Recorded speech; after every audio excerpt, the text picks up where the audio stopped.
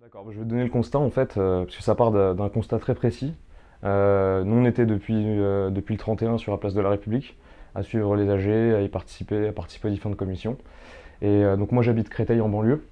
J'ai aussi grandi à Valenton, donc dans le 94 toujours. Je me sentais très concerné par la question de la mobilisation en banlieue. Et j'ai beaucoup entendu les mêmes choses revenir pendant les AG, à savoir qu'on devait envoyer des délégations en banlieue pour aller leur expliquer comment faire.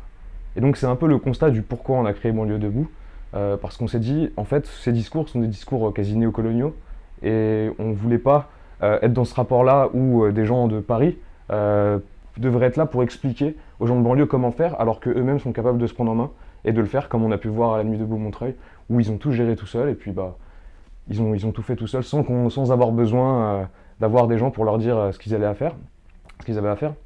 Donc ça me paraissait important vraiment qu'on puisse avoir un modèle plus décentralisé vis-à-vis des mobilisations, parce que les réalités sont un peu différentes, les conditions sont différentes en banlieue. Le chômage se déporte beaucoup vers la banlieue, son niveau est au double par rapport au niveau national. Et donc pour moi, ça me paraissait essentiel qu'elle se mobilise, parce qu'on est les plus touchés par cette loi aussi.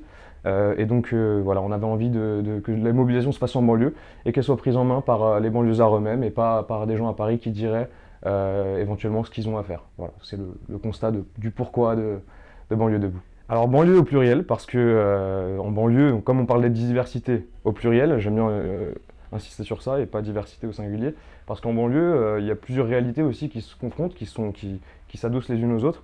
On ne pouvait pas seulement parler de banlieue au singulier, parce qu'il n'y a pas qu'une banlieue, il y a plusieurs banlieues, même au sein de la banlieue parisienne.